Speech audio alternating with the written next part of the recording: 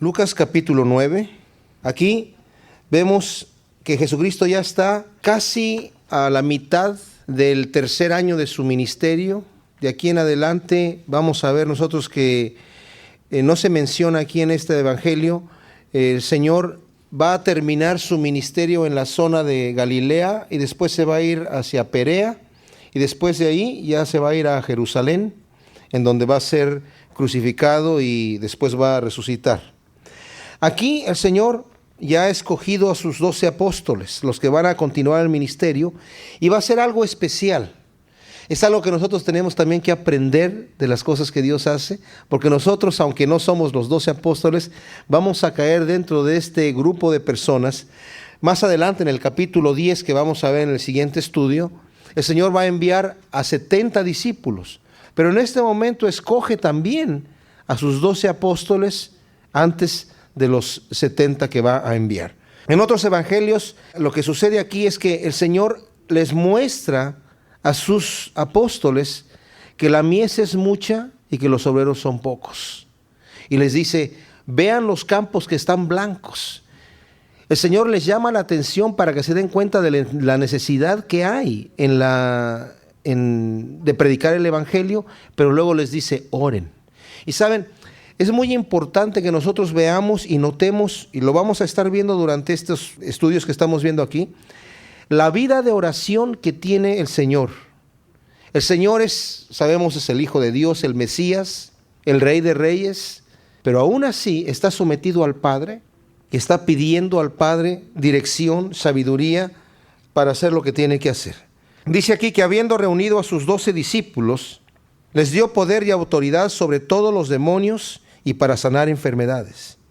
Y los envió a predicar el reino de Dios y sanar a los enfermos. Y les dijo, no toméis nada para el camino, ni bordón, ni alforja, ni pan, ni dinero, ni llevéis 2 túnicas. Y en cualquier casa donde entréis, quedad ahí y de ahí salid. Y donde quiera que no os recibieren, salid de aquella ciudad y sacudid el polvo de vuestros pies en testimonio contra ellos. Y saliendo pasaban por todas las aldeas, anunciando el evangelio y sanando por todas partes. Notemos que el Señor reúne aquí a sus apóstoles. ¿Y qué es lo primero que les da? Les da autoridad. ¿Saben? Esto es bien especial. El Señor a nosotros también nos ha dado autoridad, para que también nosotros oremos por enfermos y los enfermos sanen. Es una de las señales del cristiano. No pensemos que es solamente porque creemos, algunos dicen que es la fe en la fe. No, es la fe en Jesucristo. Él nos ha dado autoridad para que nosotros también oremos por aquellos que están poseídos por demonios, y los demonios se tienen que sujetar. Ahora, el Señor no los está enviando, fíjense bien, a hacer señales y prodigios nada más. El Señor no está enviando a sus apóstoles solamente a sanar enfermos y a echar fuera demonios. La razón por la cual Él los está enviando está en el versículo 2.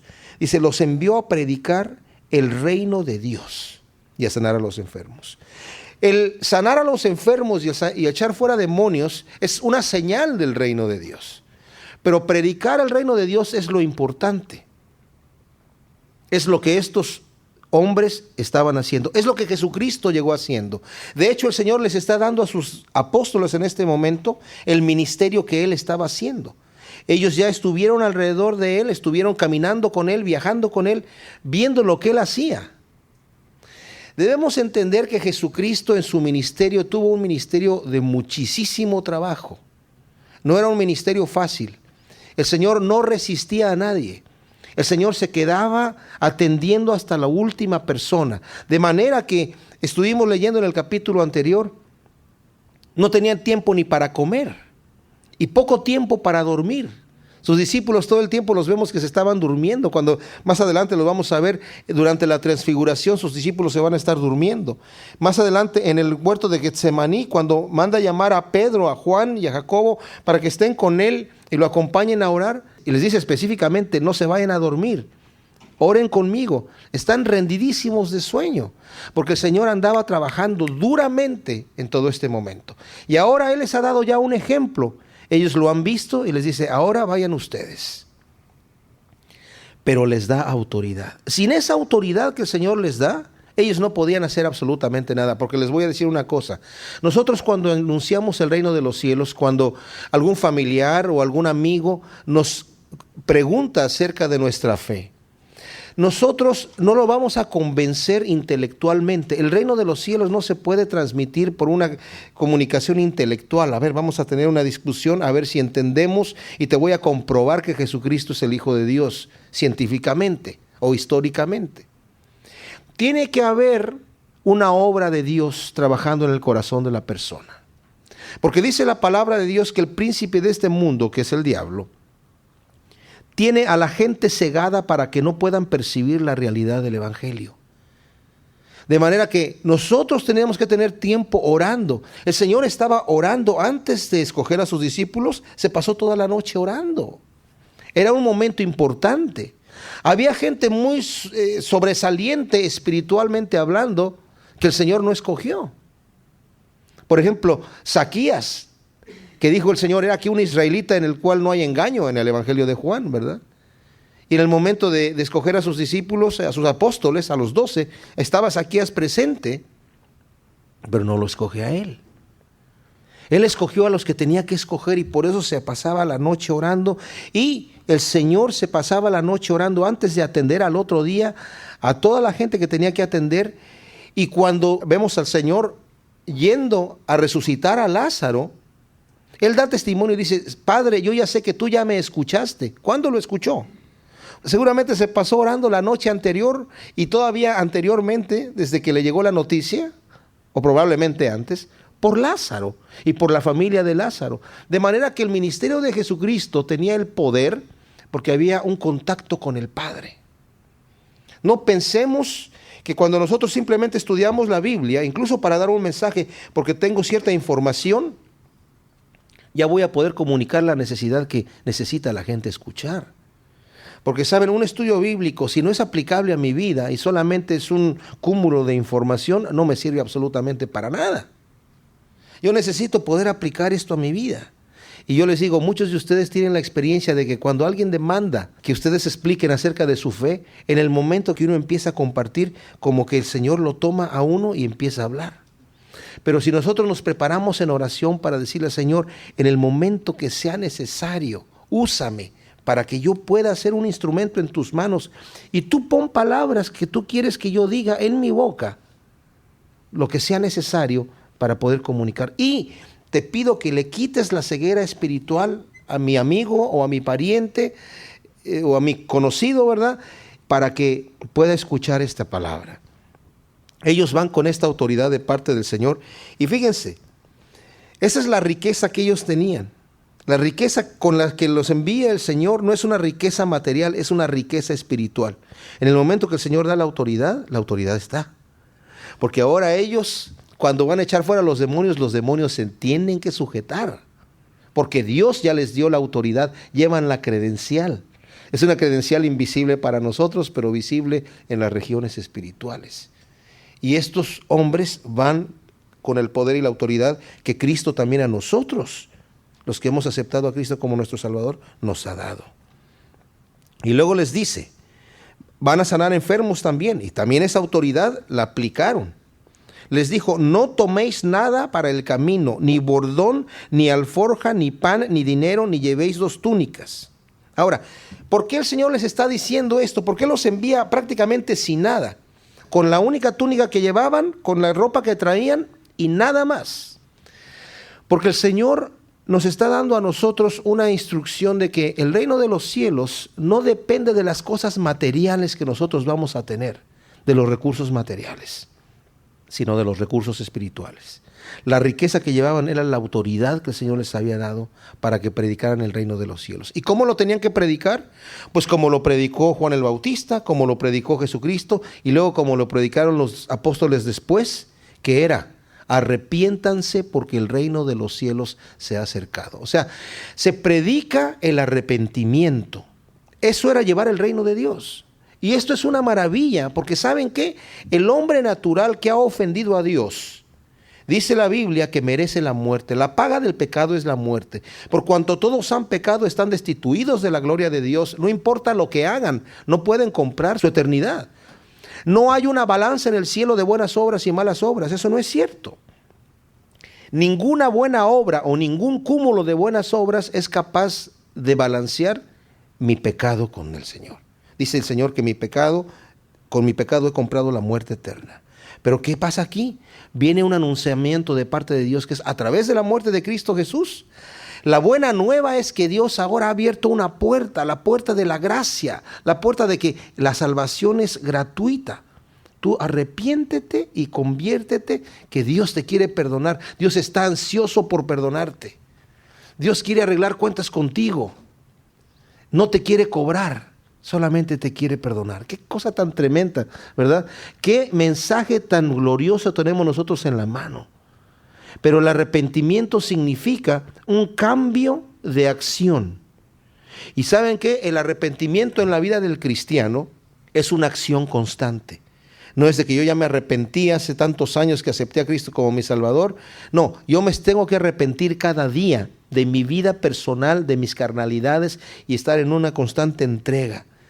Aquí van con un mensaje diferente que no tenían antes. Los fariseos y los religiosos de la época, el mensaje era pura condenación. Y un cúmulo de leyes que tenían que cumplir para estar bien con Dios. Pero acá hay una situación interna en el corazón. Arrepiéntanse porque el reino de Dios se ha acercado. Pero entonces los envía sin nada. ¿Por qué? Porque Dios va a proveer para ellos a los lugares donde vayan. ¿Y de qué manera lo va a hacer? Dice aquí, en cualquier casa donde entréis, quedad allí y de ahí salid. Más adelante en el capítulo 10 les va a explicar un poquito más a los 70 a lo que se está refiriendo. Dice, no vayan de casa en casa. Cuando lleguen a algún lugar, posen en esa casa, no porque encontraron una casa mejor en donde los van a tratar mejor y van a estar más cómodos. Quédense en esa casa hasta que se salgan de la ciudad. Y donde quiera que no os recibieren, salid de aquella ciudad y sacudid el polvo de vuestros pies en testimonio contra ellos. El Señor les va a decir también a los 70 más adelante, yo les voy a decir una cosa. En el día postrero, el castigo de Sodoma y de Gomorra va a ser más tolerable que para esta ciudad, contra la cual ustedes hayan sacudido el polvo de sus pies. ¿Por qué? Porque no solamente no están recibiendo a la persona, sino se trata de una cosa personal. Están rechazando el mensaje del Evangelio, están rechazando a Jesucristo. Les voy a decir por qué. La hospitalidad en el Oriente es culturalmente una obligación. O sea, si yo tengo necesidad y estoy visitando un lugar y soy un extranjero que nadie me conoce, es la obligación de la persona recibirme. Culturalmente, si no lo hace, está haciendo una grosería, es algo totalmente visto muy mal, ¿verdad? La hospitalidad es, como dije yo, culturalmente una obligación. Así que si alguien está rechazando a alguien y dice no te voy a recibir, es porque no te recibo, porque no quiero que tú vengas con tu doctrina, con tu enseñanza, predicando lo que estás predicando, haciendo lo que estás haciendo, porque no me gusta lo que tú estás haciendo, rechazo ese mensaje. Y dice, si así sucede, sacudan el polvo de sus pies contra ellos. Luego nos dice aquí que ellos salían por todas partes y por todas las aldeas anunciando el Evangelio y sanando por todas partes. La autoridad que el Señor les dio está efectivamente funcionando, ¿verdad? Sanando enfermos. Entonces dice que Herodes, el tetrarca, oyó de todas las cosas que hacía Jesús y estaba perplejo porque decían algunos, Juan ha resucitado de los muertos, y otros, Elías ha aparecido, y otros, algún profeta de los antiguos ha resucitado. Y dijo Herodes, a Juan yo le hice decapitar. ¿Quién es pues este de quien yo oigo tales cosas? Y procuraba verle. Ahora, Jesucristo, como dije yo, no se anda mostrando delante de Herodes, ni anda haciendo las cosas delante de la gente para que lo vean y lo aplaudan. Herodes procuraba verle, pero no lo logró ver hasta que después Jesucristo fue aprehendido, entregado a Pilato, y después Pilato lo envió a Herodes. Y Herodes quería que hiciera un milagro y no hizo nada. El Señor ni siquiera le dirigió la palabra a Herodes. Pero antes de eso no lo pudo ver en acción.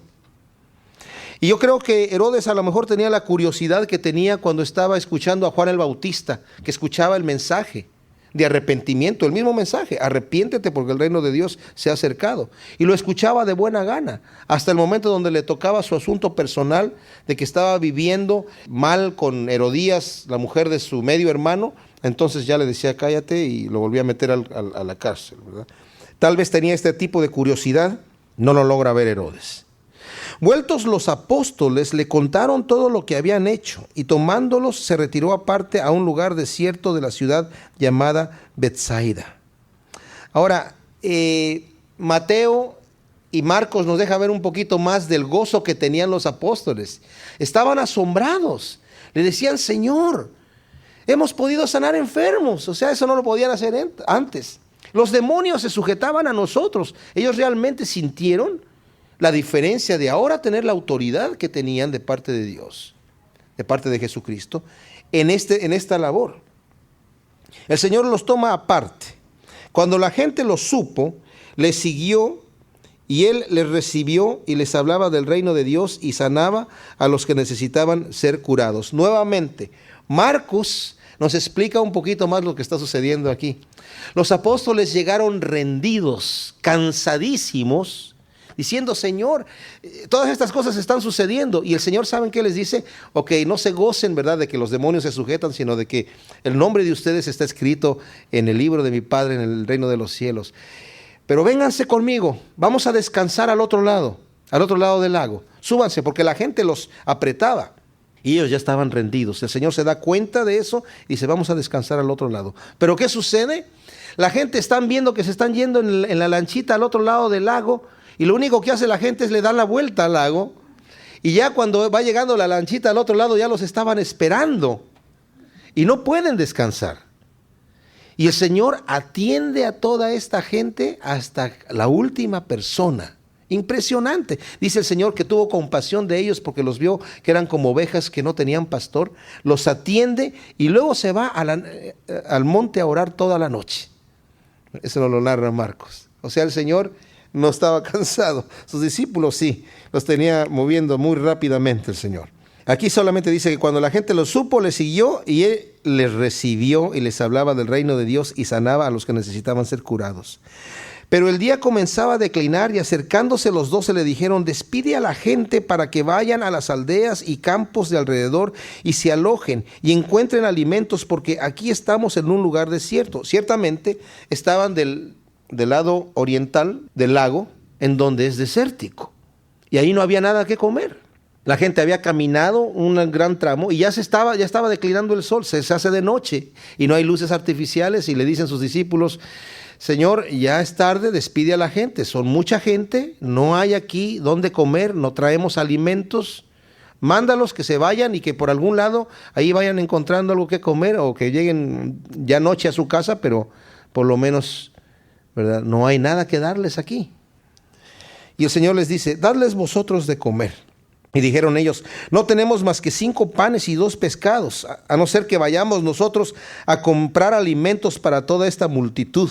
Eran como 5,000 hombres, sin contar a las mujeres y a los niños. Saben, el Señor en otros evangelios, cuando ponemos toda la armonía juntos, le dice a Felipe, ¿qué hacemos, Felipe, con toda esta gente? ¿Cómo les podemos dar de comer?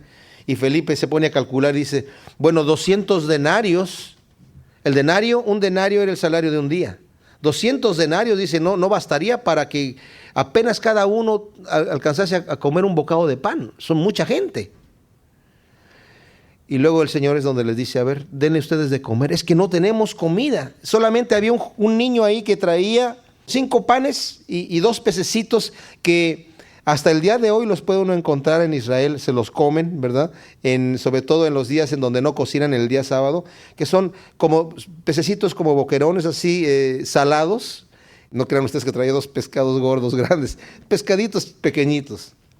Dice, entonces dijo a sus discípulos, hacedlos sentar en grupos de 50 en 50, y así lo hicieron, y haciéndolos sentar a todos, tomando los 5 panes y los 2 pescados, levantando los ojos al cielo, los bendijo y los partió y dio a sus discípulos para que los pusiesen delante de la gente. Y comieron todos y se saciaron y recogieron lo que les sobró, 12 cestas de pedazos. Miren, esto es bien interesante porque hay gente que no cree en los milagros, ¿verdad? Y dicen que no, esto no fue un milagro, que en realidad la gente traía su comida con ellos. Normalmente algunos las mangas de sus túnicas las amarraban por el puño y traían ahí guardados su comida o en el cinto, ¿verdad? Traían sus panes por allí, sus peces. Pero como nadie quería compartir, pues todo el mundo estaba, ¿y qué vamos a comer? Pues no sé, ¿qué te trajiste algo? No, nada, fíjate. Y de repente ya cuando vieron a este niñito que voluntariamente sacó sus 5 panes y 2 peces que tuvo ahí, toda la gente se enterneció y dijo, no, pues entonces vamos a sacar todos. Y todos sacaron lo que traían y les sobró todo eso, ¿verdad? Eso es lo que dicen algunos que no creen en milagros. Pero saben, obviamente esto es un milagro, pero además de esto, lo que el Señor nos está mostrando aquí son 2 cosas. Dios utiliza los talentos que nosotros, que son nada, que Él nos ha dado. Lo que nosotros le ofrecemos a Dios, Dios lo hace rendir. Y lo hace rendir bastante, que lleve su propósito. Y saben, me maravilla ver aquí que el Señor no desperdicia absolutamente nada. Se recogen de las piezas 12 cestas. El Señor manda que se recojan esos pedazos, no desperdicia. El Señor siempre utiliza todo, ¿verdad? Y va a recoger todo lo que está ahí. Es un ejemplo para nosotros de una administración como nosotros debemos tener nuestra vida, ¿verdad? De utilizar todo lo que utilizamos para el Señor nos lo devuelve. Estaba leyendo un comentarista que decía, notemos cómo estos hombres le entregaron al Señor muy poco de lo que tenían, pero el Señor les regresa a cada uno una cesta llena de pan. O sea, el Señor, de lo que tú le das a Dios para utilizarlo en su obra, el Señor te va a regresar a ti también lo que le diste, más aparte te va a dar más.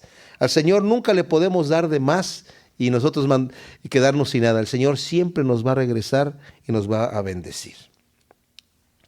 Lucas 9:18 dice que aconteció que mientras Jesús oraba aparte, estaban con él los discípulos y les preguntó diciendo, ¿quién dice la gente que soy yo? Ellos respondieron, unos Juan el Bautista, otros Elías, otros algún profeta de los antiguos que ha resucitado. Y les dijo, ¿y vosotros qué decís que soy? Entonces respondiendo Pedro dijo, el Cristo de Dios. Qué tremendo. Aquí la narración de Lucas está un poquito breve. Mateo realmente nos habla de lo que está sucediendo aquí. El Señor tiene a sus discípulos aparte. No crean que esta pregunta la hace delante de las multitudes. Los toma aparte, se los lleva a un lugar donde están solamente Él y ellos y les pregunta ahí, ¿la gente qué dicen quién soy yo? Y fíjense, la respuesta de la gente, nadie lo había visto todavía como el Mesías. Nadie lo había visto como el Cristo. Cuando les dice, ¿y ustedes quién dicen que yo soy? Pedro inmediatamente, en representación de los 12, le dice, tú eres el Cristo de Dios, el Mesías. La palabra Cristo y Mesías es la misma. Mesías es del hebreo y Cristo es del griego, pero significa el enviado de Dios, el ungido. Pero Él les mandó que a nadie dijesen esto, encargándoselo rigurosamente y diciendo, es necesario que el Hijo del Hombre padezca muchas cosas y sea desechado por los ancianos y por los principales sacerdotes y por los escribas y que sea muerto y resucite al tercer día. Cuando sus discípulos se dan cuenta de que Él es el Mesías y Él les dice, ciertamente, en Mateo le dice a Pedro, bien, has dicho bien, Pedro. Eres bienaventurado porque esto no te lo reveló nadie, sino mi Padre que está en los cielos. Nadie te lo dijo, ni lo sacaste por tu brillante intelecto. Mi Padre que está en los cielos te lo reveló a ti directamente. Ahora que ya saben ustedes, les está diciendo el Señor, que yo soy el Mesías, el Hijo de Dios, el Cristo, les voy a decir qué es lo que tengo que hacer. Tengo que ir a Jerusalén y tengo que ser entregado en manos de los judíos, de los principales, de los religiosos, y me van a matar. Me van a matar en manos de pecadores. Los romanos me van a matar, pero voy a resucitar al tercer día. Ahora esto ellos no lo entendieron. No lo entendieron aún hasta el momento cuando Cristo murió en la cruz. Porque ellos entendían, bueno, si ya dijimos que Él es el Mesías, el Cristo de Dios, pues supuestamente es el momento que va a reinar. Es el momento que tiene que tomar el reino. Porque ellos entendían que el Mesías venía a tomar el reino, a librar a su pueblo de la opresión del que estuviesen presente. En ese momento estaban oprimidos por el pueblo romano. Entonces ellos pensaban en este momento el Mesías, ya vimos que tiene mucho poder, ya vimos que hace muchos milagros y va a derrocar la opresión. El mismo Juan Bautista pensaba que así debía ser. Pero el Señor está hablando a sus discípulos algo que ellos todavía no lo van a entender hasta después de la resurrección del Señor, que es es necesario. ¿Por qué es necesario que el Cristo padezca? Porque si no padece, nosotros no entramos al reino de los cielos. Jesucristo muere por nuestro pecado. Eso es para mí la cosa más impresionante del Señor. O sea, Dios es santo, todopoderoso, bueno, misericordioso. Eso es grandiosísimo. Pero lo que es más arrebatante para mi mente es pensar que este Dios perfecto y todopoderoso quiso morir por mí, tomando mi lugar en la cruz, en manos de pecadores que se burlaron de él. Pero en este momento, según Mateo, también Pedro lo reprende diciéndole: en ninguna manera esto te acontezca. No, Señor.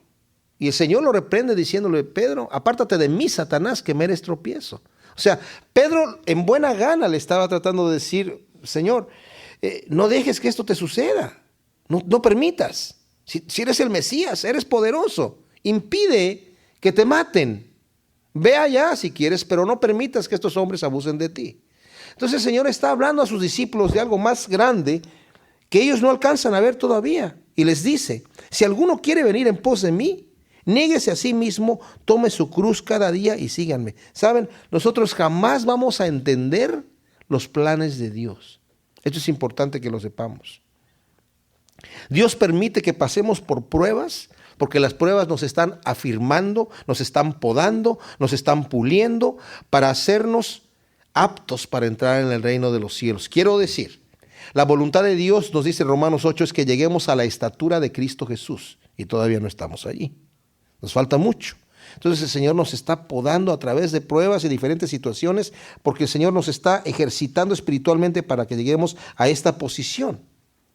Y por eso dice el Señor: el que quiera venir en pos de mí, lo primero que me tiene que entregar es su mente, su voluntad. No explicaciones. El Señor no nos da explicaciones, nos da órdenes. Nos da órdenes para que nosotros las sigamos, entendiendo que Él sabe lo que estamos haciendo. Cuando yo entrego mi voluntad a Dios, Dios hace en mí una cosa impresionante. No voy a entender todo lo que Dios hace en mi vida, pero sí me va a dar la mente de Cristo. Y cosas que yo no entendía antes, de repente las voy a empezar a entender y voy a decir: ah, Señor, por esto es que tú querías que yo hiciera esto. Por eso es que tú me prohibías que yo hiciera esta otra cosa. Y me voy a dar cuenta, cuando yo le entrego mi voluntad a Dios, que muchas de las oraciones que el Señor me respondió no, eran por un buen propósito.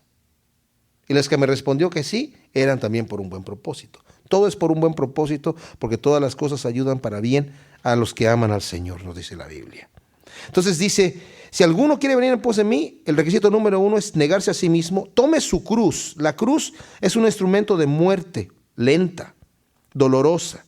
Cada día mi ser carnal, mi hombre carnal, se rebela en contra de Dios y quiere hacer su voluntad.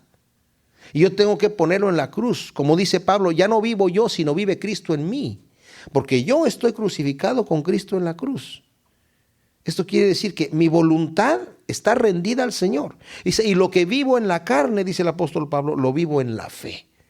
He entregado mi vida porque creo que el Señor es mi amo, me ama, ¿verdad? Y me va a llevar. Él es el camino, la verdad y la vida, y por eso entrego mi vida a Él, haciendo lo que Él me dice que yo haga, porque yo quiero el camino verdadero, yo quiero andar en la verdad y yo quiero la vida. El problema que nuestra mente carnal a veces no es capaz de entender. Todo el que quiera salvar su vida, la perderá. Y todo el que pierda su vida por causa de mí, éste la salvará. O sea, si yo estoy tratando de salvar mi vida, de guardar mi vida, de proveer para acá y tener todo seguro para mi futuro, eso no me lo voy a llevar. Voy a perderlo.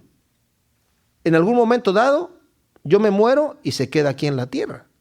Pero el que pierda su vida, dice: el que menosprecie su vida, pero por causa de mí, el que niegue el mundo por causa del reino de los cielos, ese la va a encontrar. Nuestra mente no piensa de esa manera. Y luego nos da un ejemplo. ¿Qué aprovecha al hombre si gana todo el mundo y se destruye o se pierde a sí mismo? ¿De qué le sirve al hombre si gana todo el mundo y se destruye o se pierde a sí mismo? Porque el que se avergonzare de mí y de mis palabras, de éste se avergonzará el Hijo del Hombre cuando venga en su gloria y en la del Padre y de los santos ángeles. Pero os digo en verdad que hay algunos de los que están aquí que no gustarán la muerte hasta que vean el reino de Dios. Este versículo realmente pertenece a la siguiente parte. Dice el Señor que el que se avergüence de Él, Él se va a avergonzar. ¿Y cómo nos podemos avergonzar del Señor? Cuando nosotros realmente estamos ocupados en las cosas de este mundo y no en las cosas de Dios.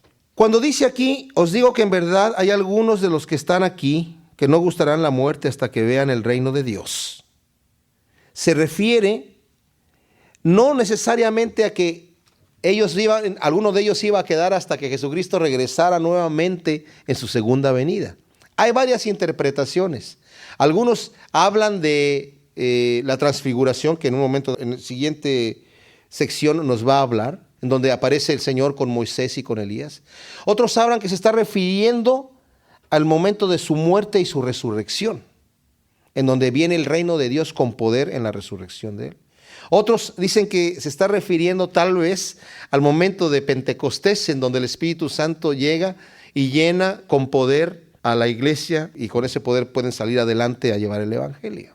Y yo creo que especular está fuera de lo que yo quiero hacer. Yo he estado como cambiando de opinión, ¿verdad? No creo que se refiera tanto a la transfiguración, antes lo pensaba así. Es más probable que se refiera a la resurrección del Señor, a su muerte y su resurrección, porque de eso van a estar hablando aquí en la transfiguración con Elías y con Moisés. Leamos lo que dice aquí. Aconteció como 8 días después de estas palabras que tomó a Pedro, a Juan y a Jacobo y subió al monte a orar. Y entre tanto que oraba, la apariencia de su rostro se hizo otra y su vestido blanco y resplandeciente.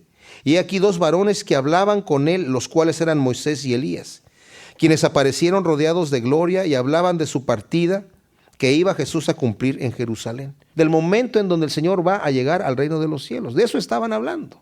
Y eso es la manifestación del poder de Dios. Porque Cristo fue muerto por manos de pecadores, pero el poder de Dios, la venida del reino con poder, vemos al Espíritu levantando al Señor con poder, porque la Biblia también dice, el mismo Espíritu que resucitó a Cristo de los muertos es el que vive en nosotros. O sea, el reino de Dios ha llegado aquí a la tierra en nosotros, la iglesia. No quiero decir que ya el reino del Señor está establecido aquí. Todavía no. Él va a venir a reinar también, pero nosotros ya podemos decir, venga tu reino. Tú eres el rey, venga tu reino, Señor. Y luego dice aquí, estaban hablando con él, y Pedro y los que estaban con él, dice el versículo 32, estaban rendidos de sueño, mas permaneciendo despiertos vieron la gloria de Jesús y a los 2 varones que estaban con él. Y sucedió que apartándose ellos de él, Pedro dijo a Jesús, Maestro, bueno es para nosotros que estemos aquí y hagamos 3 enramadas, una para ti, una para Moisés y otra para Elías, no sabiendo lo que decía. En este momento ellos están dormidos y de repente, mientras está esta transfiguración, no crean ustedes que Jesucristo, su vestimenta resplandecía y su rostro porque había una luz del cielo. La gloria que ellos tenían, ¿verdad? Que el Señor tenía, y Moisés y Elías estaba iluminando el lugar, y por eso se despiertan los apóstoles que están allí, Jacobo, Juan y Pedro. Entonces Pedro le dice, bueno, esto es lo más cerca que hemos estado de la gloria, ¿verdad? Señor, hagamos 3 enramadas aquí, pero no sabía lo que decía Pedro. Lo interesante que me llama la atención aquí es que Pedro dice, hagamos una para ti, y no dice, ¿y quiénes son estos 2 señores que están ahí? Los reconoce, este es Moisés y este es Elías. Porque en el reino de los cielos nosotros nos vamos a conocer quiénes somos, sin necesidad de que nos digan, mira, te voy a presentar a Abraham, ven a verlo. ¿Cómo te lo imaginas? No, lo vamos a ver y vamos a saber, este es Abraham, este es David, este es Daniel, este es José. Qué tremendo, ¿verdad? Aquí reconocen, este es Moisés y este es Elías. ¿Y qué está haciendo Moisés y Elías ahí? Bueno, algunos dicen que Moisés está representando la ley, porque es el autor de la ley, de los primeros 5 libros de la ley. Y Elías está representando a los profetas. Y el Señor dijo, el cumplimiento de la ley y los profetas viene en el ministerio de Jesús, viene en el amar a Dios sobre todas las cosas y amar a nuestro prójimo como a nosotros mismos. Y están hablando de la partida del Señor que va a tener en Jerusalén. Mientras él decía esto, vino una nube que los cubrió y tuvieron temor al entrar en la nube, y vino una voz desde la nube que decía, este es mi Hijo amado, a él oíd. Y cesó la voz, y fue hallado Jesús solo, y ellos callaron y por aquellos días no dijeron nada a nadie de lo que habían visto. El Señor mismo les instruye que no diga nada, ¿verdad?, hasta que Él resucite. Al día siguiente, cuando descendieron del monte, una gran multitud les salió al encuentro, y he aquí un hombre de la multitud clamó diciendo: Maestro, te ruego que veas a mi hijo, pues es el único que tengo, y sucede que un espíritu le toma, y de repente da voces y le sacude con violencia, y le hace echar espuma, y estropeándole a duras penas se aparta de él. Y rogué a tus discípulos que le echasen fuera, y no pudieron. Respondiendo Jesús dijo: Oh generación incrédula y perversa, ¿hasta cuándo he de estar con vosotros y os he de soportar? Trae acá a tu hijo. Y mientras se acercaba el muchacho, el demonio le derribó y le sacudió con violencia. Pero Jesús reprendió al espíritu inmundo y sanó al muchacho y se lo devolvió a su padre. Y todos se admiraban de la grandeza de Dios. Aquí acaba de estar Pedro, Juan y Jacobo en un éxtasis en el monte con el Señor. Allá estaba el unigénito Hijo de Dios teniendo una transfiguración, un acercamiento sobrenatural a la gloria de Dios. Y abajo estaba el unigénito de otro señor allí que estaba endemoniado, y los discípulos no podían echar fuera a este demonio. Cuando los discípulos preguntan al Señor por qué no lo pudimos echar fuera, Él les dice: porque ustedes no tienen fe. Porque están pidiendo sin creer, y por eso los reprende. Ellos ya habían salido echando fuera demonios y sanando enfermos, y se sorprendieron de que los demonios se sujetaran y de que las enfermedades sanaran. Pero acá empezaron a tener un poco de duda cuando vieron que el demonio se resistía. Y saben, es un requisito indispensable que nosotros creamos que el poder de Dios es suficiente, que Dios va a obrar. Dice Santiago: cuando te haga falta sabiduría, pídela a Dios, que te la va a dar abundantemente. Pero pide con fe, no dudando nada, porque el que duda no piense que recibirá cosa alguna del Señor. El que pide dudando, dice, ni crea que va a recibir algo del Señor.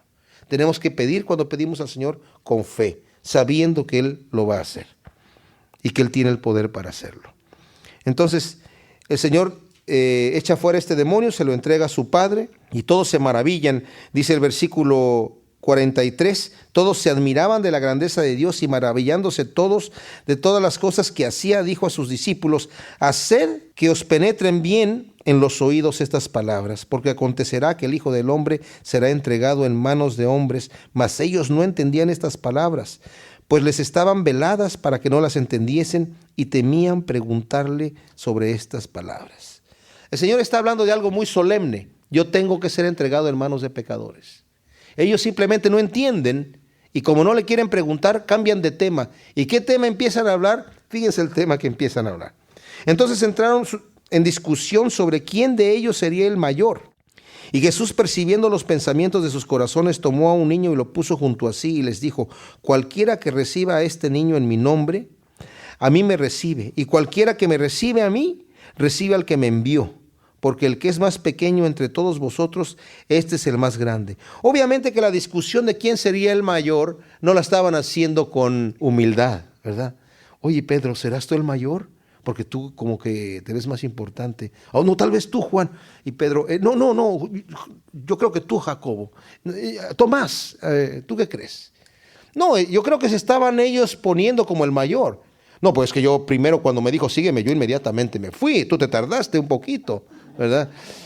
Es que a mí siempre me está llamando a las cosas importantes y estoy ahí en primera fila. No sé, pero había esa actitud de decir, bueno, yo quiero ser el mayor. Y el Señor les dice, ok, es un buen deseo querer ser el mayor, nada más que les voy a decir cómo funciona en mi reino. El que quiere ser el mayor tiene que hacerse como este niño, humilde, sencillo, y tiene que hacerse el menor de todos y el servidor de todos. Ese es el que va a ser el mayor. Es buen deseo ser el mayor, pero tiene que pasar por esas disciplinas. Y saben, me maravilla que el Señor mismo nos mostró el camino. Él así fue. Él después les va a lavar los pies a sus discípulos y les dice, ¿vieron lo que yo les hice? Eso se los hice para darles justamente esta lección.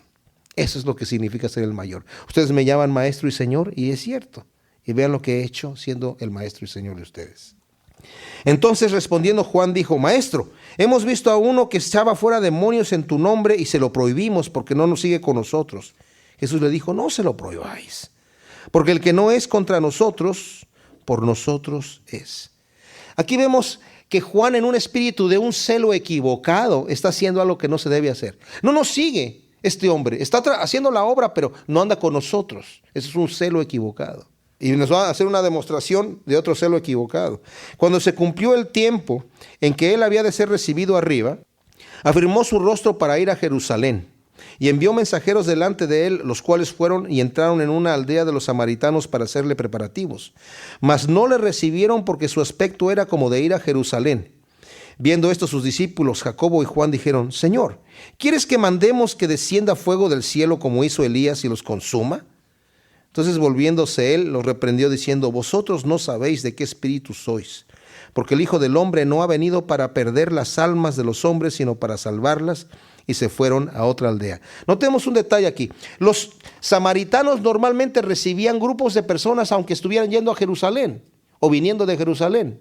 Pero en este caso hay un detalle especial. Se dan cuenta que el que viene representado en esta compañía de gente es Jesucristo, el Mesías, al que la gente ya lo está aclamando como el Mesías, y a él le cierran las puertas en este momento en Samaria. Más adelante se las van a abrir a Felipe cuando lleve el mensaje del evangelio. Pero en este momento, ¿qué hace el Señor? Juan se indigna. Seguramente que los que fueron a buscar a ver si les entregaban, si podían hospedarse ahí, a lo mejor eran Jacobo y Juan. Y dijeron: mira, venimos en representación de Jesús de Nazaret. Sí, de Jesús. Que dicen que el Mesías. Sí, o queremos ver si nos dan. No, váyanse de aquí. Vamos a decirle al Señor que mande fuego del cielo, ¿verdad? Y el Señor les dice: ustedes no saben de qué espíritus son. Tienen un buen celo, pero el celo está mal fundado y mal dirigido. El Hijo del Hombre no ha venido para perder las almas de los hombres, sino para salvarlas. Yendo ellos, le dijo uno en el camino: Señor, te seguiré donde quiera que vayas. Jesús le dijo: las zorras tienen guaridas y las aves de los cielos nidos, mas el Hijo del Hombre no tiene dónde recostar la cabeza. Yo creo que este hombre tal vez tenía un gran deseo de servir al Señor genuino. El Señor le instruye cómo es. O bien pudo haber sido, el Señor diciéndole: mira, no es un llamado que te va a hacer rico, ni vas a estar muy cómodo. O tal vez este hombre estaba diciendo: yo te seguiré porque si es el Mesías realmente, y le digo que lo voy a seguir, voy a tener una gran posición y un buen futuro aquí en la tierra. Pero el Señor les descubre el corazón y le dice: mira, las zorras tienen guaridas y las aves de los cielos nidos, mas yo no tengo dónde recostar mi cabeza. Mi ministerio es continuar la obra aquí y no tanto establecerme aquí. Y dijo a otro: sígueme. Aquí vemos al Señor dando la orden. Y le dijo: Señor, deja que primero vaya y entierre a mi padre. Jesús le dijo: deja que los muertos entierren a sus muertos, tú ve y anuncia el reino de Dios. Ahora, no crean ustedes que este es un hombre que su padre estaba muerto y estaba ahí tirado en la cama y el Señor le dice: no, deja que los muertos entierren a sus muertos. Pero Señor, déjame nada más enterrar a mi padre que se acaba de morir. No, aquí el asunto: el padre está saludable y tal vez está ahí en la puerta de su casa, tranquilo, ¿verdad? Trabajando en el jardín. Y esto de deja que entierre a mi padre significaba: Señor, déjame que me quede en mi casa atendiendo a mi familia y a mi padre hasta que mi padre muera. Y ahí voy a tener libertad de salir. Entonces el Señor le dice: deja que los muertos entierren a los muertos. O sea, la gente que está muerta espiritualmente, que no tiene un llamado como el que yo te estoy dando a ti, ven y sígueme. Deja que los muertos entierren a sus muertos. Tú ven y sígueme. Y esto nos deja ver una cosa: cuando el Señor nos hace un llamamiento, la respuesta tiene que ser sí, inmediatamente. Es más, el siguiente también nos deja de ver algo así.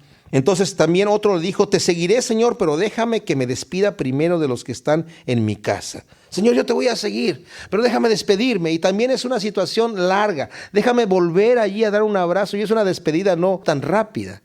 Y Jesús le dijo: ninguno que poniendo su mano en el arado mira hacia atrás es apto para el reino de Dios. ¿Y saben qué? Si nosotros esto lo comparamos cuando dice el versículo 51, cuando se cumplió el tiempo en que él había de ser recibido arriba, afirmó su rostro para ir a Jerusalén. Jesucristo nos da el ejemplo de lo que es poner la mano en el arado y no voltear para atrás. Él iba a ser crucificado, afirmó su rostro para ir a Jerusalén, y cuando no lo reciben en la aldea de los samaritanos y dicen: vamos a descender el fuego del cielo, no. Esto es lo que yo vamos a hacer. Nos vamos a otra aldea nada más. Así termina el versículo 56. Y se fueron a otra aldea, ¿verdad? Pero el Señor afirmó su rostro para ir a Jerusalén y no se distrajo con nada. No se tuvo que ir a despedir de su padre y de su madre. Se despidió de su madre, pero ya estando en la cruz, cuando estaba entregando su vida. Oremos. Señor, te damos gracias por tu palabra. Ciertamente, qué delicioso, Señor, es ver los ejemplos que vemos aquí de tuyos, Señor, y de los apóstoles para seguirlos. Nosotros queremos seguirte, Señor, poniendo la mano en el arado y caminando hacia adelante con todas nuestras fuerzas, Señor. Ayúdanos, Padre. Ayúdanos para que podamos entregarte nuestra vida, tomar nuestra cruz y seguirte, Señor, entendiendo que nuestra vida está en tus manos y hemos ya ganado nuestra vida, Señor, porque te la hemos entregado. Gracias en el nombre de Cristo Jesús. Amén.